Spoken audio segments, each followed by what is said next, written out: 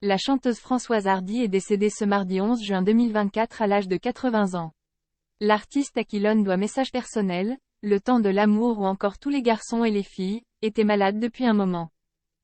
Effectivement, Françoise Hardy s'était exprimée pour la dernière fois en décembre 2023, lorsqu'elle avait sollicité le droit de mourir auprès du président Emmanuel Macron, partageant ses douleurs dans une lettre poignante. Après avoir combattu un cancer du pharynx, Françoise Hardy avait été diagnostiquée avec un lymphome de type MALT.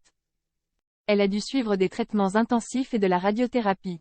Dans une récente interview accordée au magazine Paris Match, la mère de Thomas Dutronc a révélé qu'elle ne pouvait plus quitter sa chambre en raison de sa condition de santé.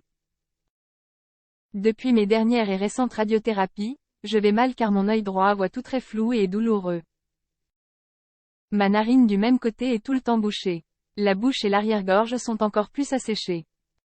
C'est un cauchemar. Je ne peux même plus regarder la télé, ce qui, quand je tombais sur un bon film, était la meilleure façon de déconnecter.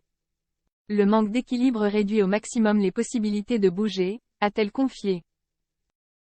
Où vivait Françoise Hardy?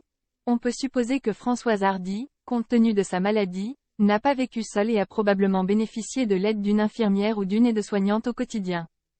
Née à Paris, la chanteuse n'a jamais quitté la ville. Au cours de sa vie, elle a déménagé à plusieurs reprises, passant du 9e au 4e et enfin au 16e arrondissement.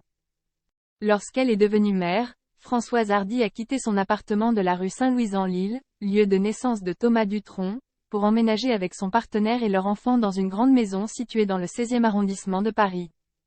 Plusieurs biens immobiliers à Paris.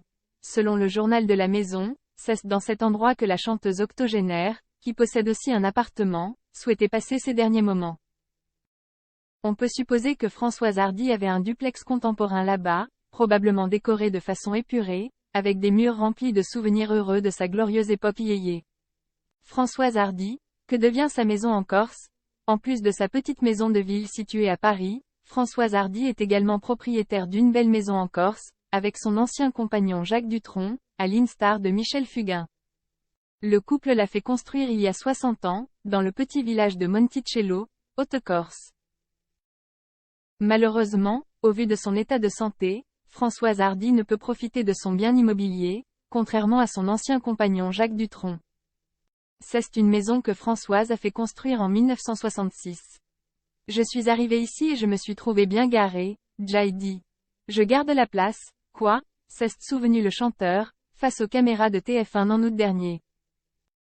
Jacques Dutronc, gardien de leur refuge corse. Jacques Dutronc vit à l'année en Corse, avec sa compagne Sylvie. Le couple profite de la magnifique vue sur la mer qu'offre la villa et s'occupe de leurs nombreux chats. On est bien ici, mais les journées d'hiver sont parfois longues. Je ne suis pas un solitaire, contrairement à l'image qu'on me donne, j'aime bien voir du monde, avait-il déclaré dans les colonnes du Parisien en 2019.